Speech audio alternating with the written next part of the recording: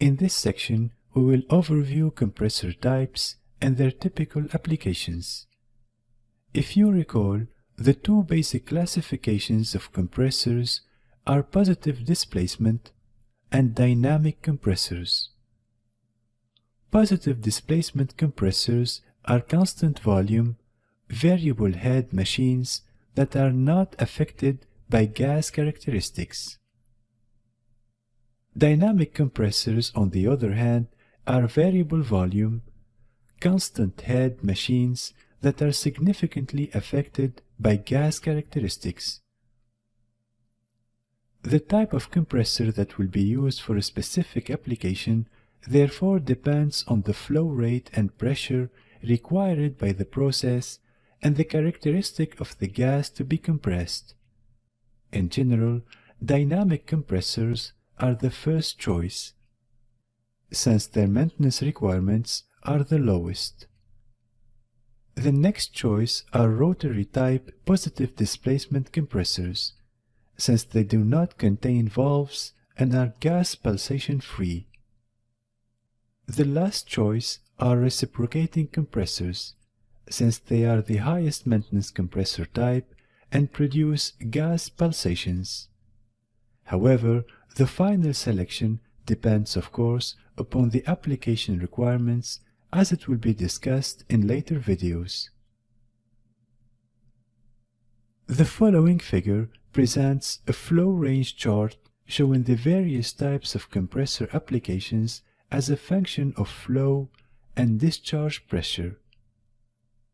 This figure is available as a downloadable PDF file at the end of this lecture.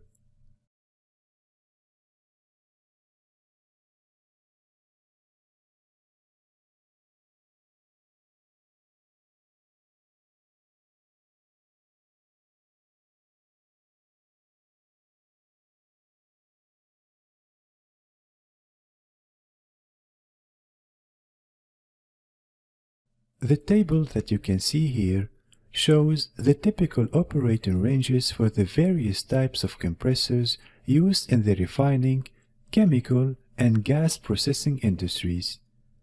This table is also available as a downloadable PDF file at the end of this section. In this introductory video, we will describe briefly the typical applications for the various types of compressors presented in the figure and table seen previously. Of course, a more in-depth description will be provided to you in the next videos.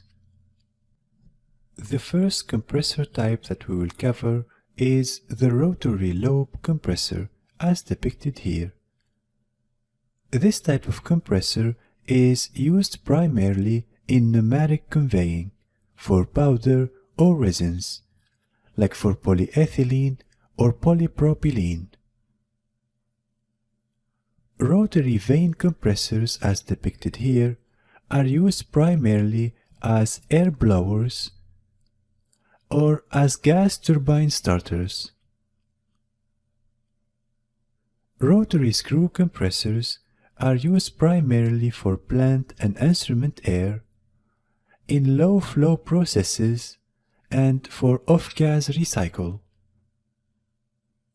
Rotary liquid ring compressors are used as crude vacuum units and in various saturated gas applications. Reciprocating compressors are used for plant and instrument air, low-flow processes, and for gas reinjection.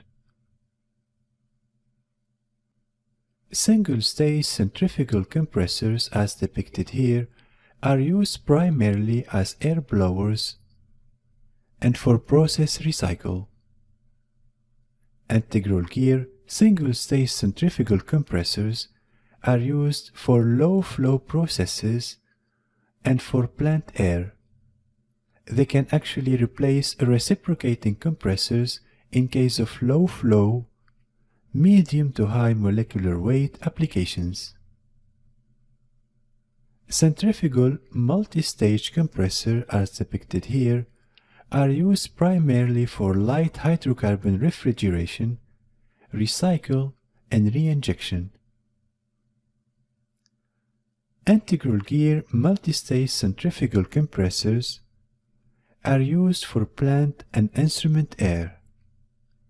And finally, axial compressors, as depicted here, are used primarily in the FCC unit as blowers, in MTBE effluent, and as gas turbine air.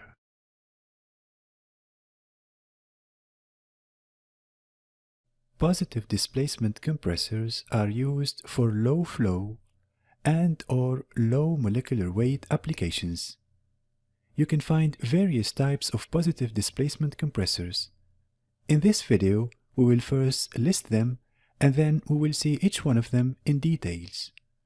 Positive displacement compressors include rotary lobe, rotary vane, rotary screw, rotary liquid ring, and reciprocating compressors. Let's first begin with the rotary lobe compressors. Here you can see a cut view of a typical rotary lobe compressor.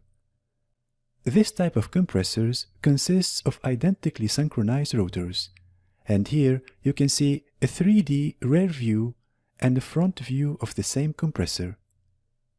Let's now remove one of the covers.